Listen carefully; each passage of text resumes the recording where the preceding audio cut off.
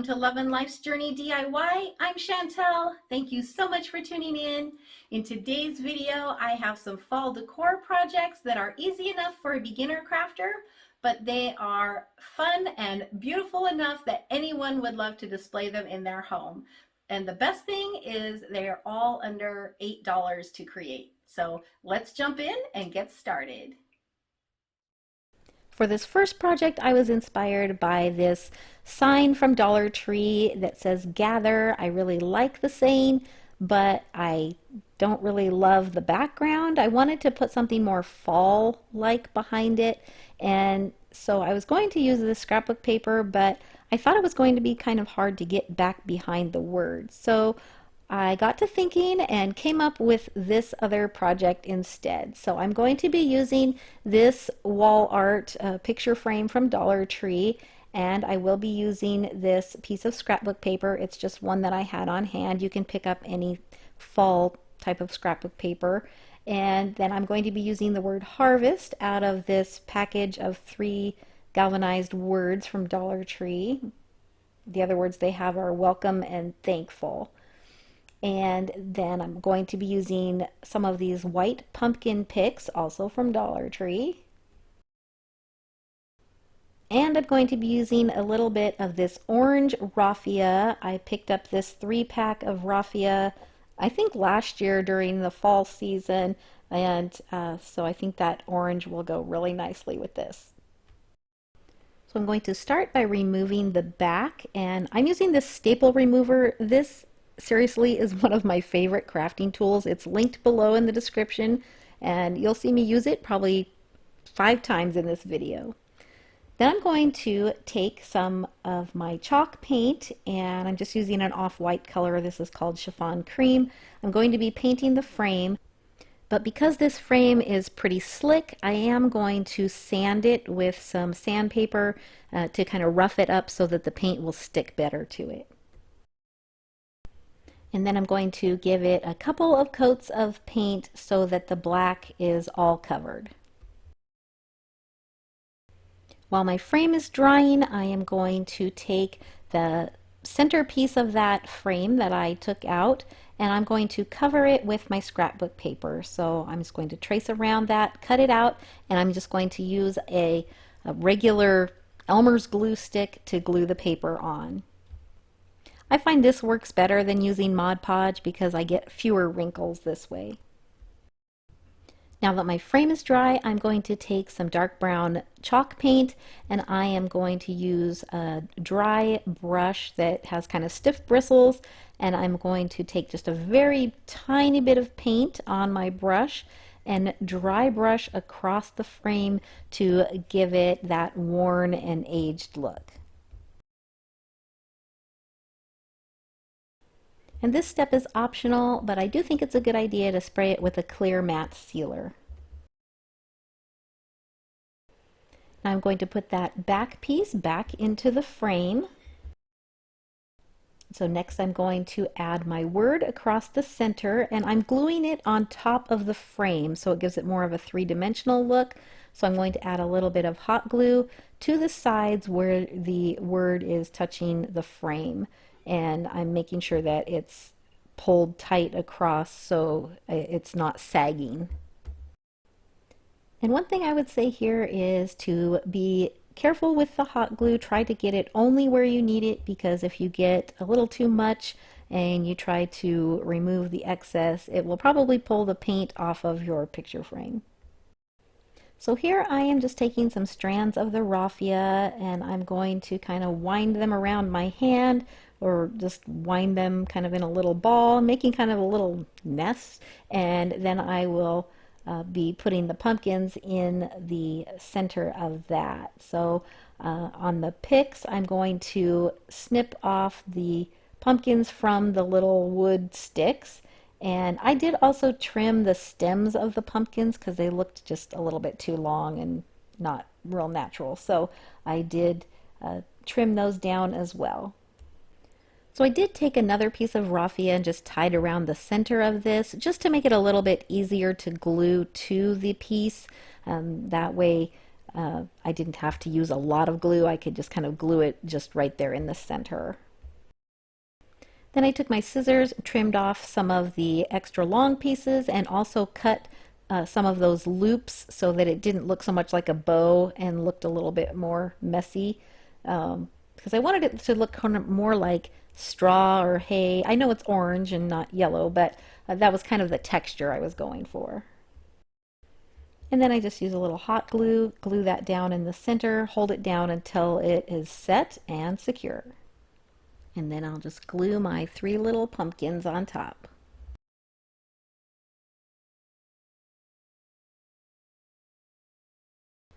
For the last step, I'm going to take a little bit of this berry garland that I picked up at Dollar Tree in these fall colors, and I'm going to cut just about a 2-inch piece of this, and I'm going to use a couple of pieces, and then I'll just twist it around a little bit, tuck it in behind the pumpkins, and secure it with a little hot glue. And just like that, this project is finished. If you are new to my channel, welcome. I'm so glad you're here. I do a lot of Dollar Tree DIYs and DIYs on a budget, so if you like that, be sure you hit that subscribe button and stick around. And a little bit later in the video, I will be announcing the winner of the August Dollar Tree Mystery Box giveaway, so make sure you stick around for that as well. For this next project, I'm going to be showing you how to make a really simple floral swag to hang on a wall or on your door. I'm going to be using this bunch of fall maple leaves. I picked these up at Walmart. They were about $3.47, I believe. And I also picked up this bunch of mixed mums. They were also $3.47. And I'm going to be using these to create the swag. And then I'm also going to use this burlap and lace ribbon from Dollar Tree. So I know that florals can intimidate people and they don't feel comfortable with this. So this is a really simple way to make something beautiful for your door. So I'm going to lay the leaves down, and then I'm going to lay the bunch of flowers on top with the leaves poking out along the bottom edge. And I'm not cutting them apart. I spread them out a little bit, but really I just left the bunches kind of together. And then I'm going to take a piece of twine and just tie those stems together. I'm just tying them in a bow for now in case I want to move them around. So now I'm going to work with this a little bit to make it look a little bit more like a floral arrangement. So I'm going to bend the flowers so they're pointing upward a little instead of all pointing down. And then I'm also going to pull some of the pieces of the leaf bunch up through the flowers so that the leaves are poking up out in between the flowers, and this just gives it more of a look of an arrangement than just a couple of bunches of flowers and leaves stuck together. Once I'm happy with the way that looks, I am going to make a bow using my burlap ribbon. And this is wired ribbon, which I think is great to work with, and because you can shape it better. And I'm using the whole 9 feet on this roll. And to make a bow, I am going to loop my ribbon back and forth. Now, because the lace is on only one side of this ribbon, I am going to have to twist my ribbon after each loop so that I keep that lace on the top side so that it all looks nice and uniform. And after I make a couple of loops, I'm going to kind of hold it up next to my flowers and make sure it's the right size. Here I think it's a little bit big, so I'm just going to make the loops just a little bit smaller.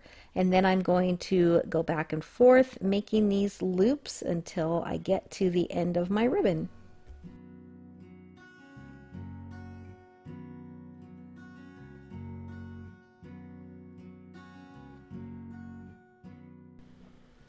Then I'm going to take a piece of twine and put through the center of the ribbon and tie it tightly so that it holds that bow all together.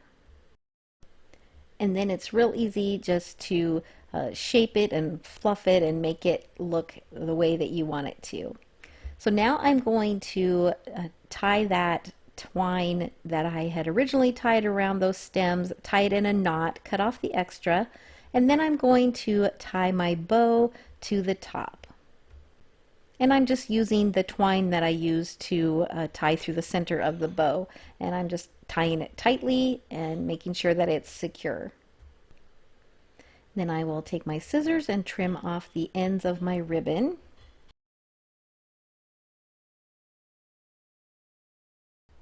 To make sure everything is nice and secure, I'm going to add some hot glue in between the stems right down by the bow on the back side. And I'm going to use the leftover twine from tying the bow on to tie a little loop, and that's what I'm going to use to hang this up. And then I'm going to use some wire cutters and cut off the part of the stems that's sticking up above the bow. And you could add more to this. You could add some berries or acorns or pine cones or any type of thing that would go well.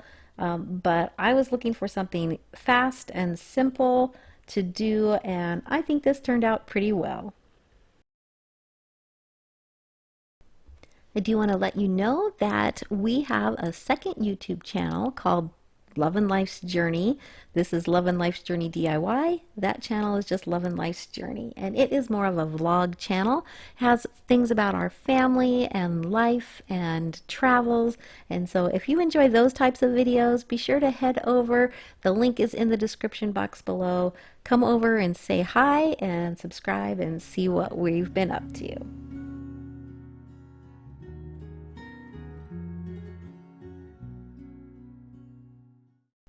For this next project, I'm going to be using one of these square signs from Dollar Tree. And I'll be using some of the pictures out of this calendar as well.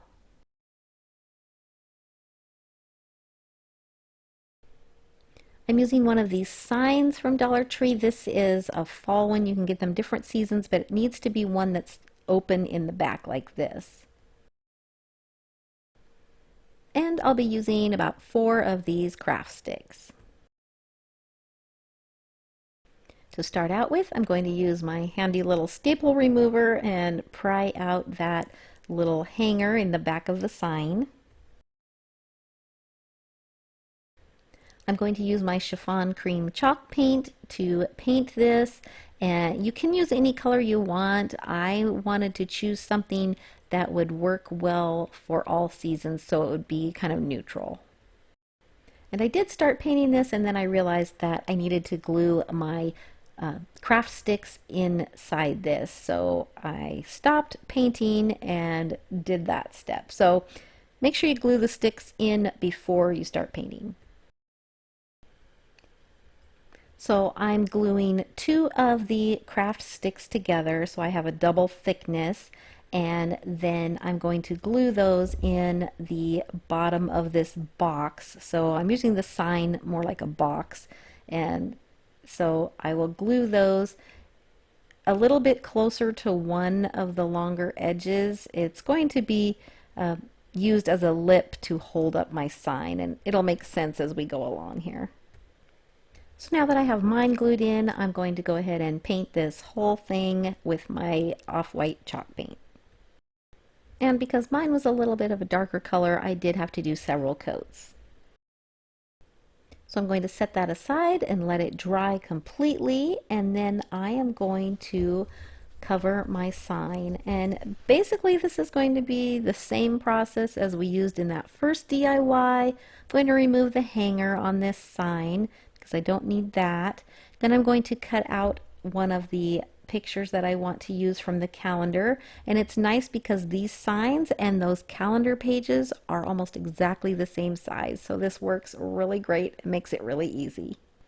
And when you're using your glue stick to put the glue on the board, just be careful not to get any lumps so that your picture comes out as smooth as possible. So now that the paint on my little box is dry, I'm going to take some brown paint and dry brush that on just like I did in that first project.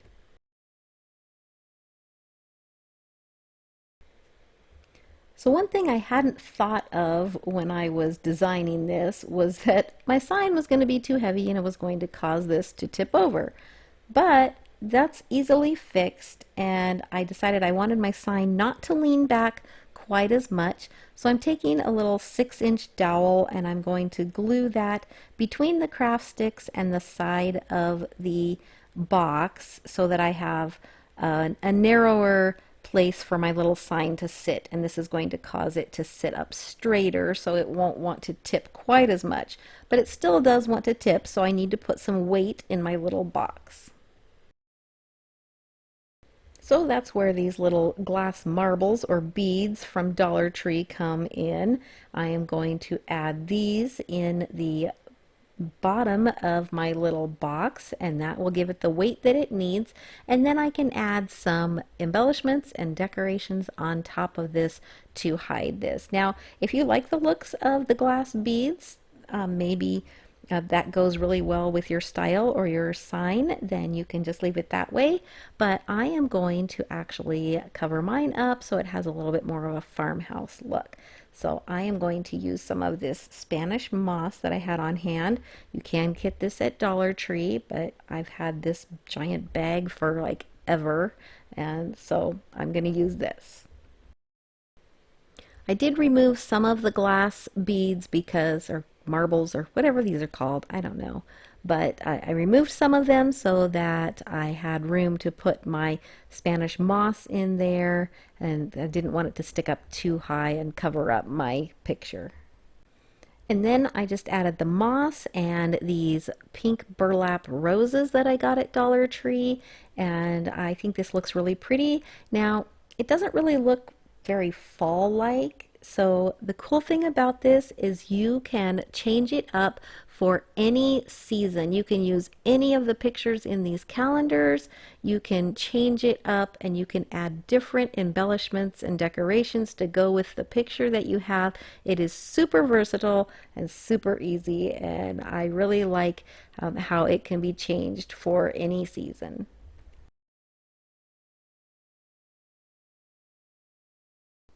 So every month I do a giveaway for a box of Dollar Tree items. It's a mystery box. You won't know what's in it. And I need to announce the winner of the August box. So I have randomly chosen a comment from last month's Dollar Tree haul video for the August Dollar Tree box. And the winner of the mystery box for August is Sharon Rudy. So congratulations, Sharon. I will be sending you a box of fun Dollar Tree items. If you would like to be notified when I upload my Dollar Tree haul videos so that you can enter to win a Dollar Tree mystery box, make sure you're subscribed and have your notifications turned on by hitting that bell. If you like this video, please give it a thumbs up. It really helps my channel. And let me know in the comments which project was your favorite. Thank you so much for watching. I hope you all have a blessed day.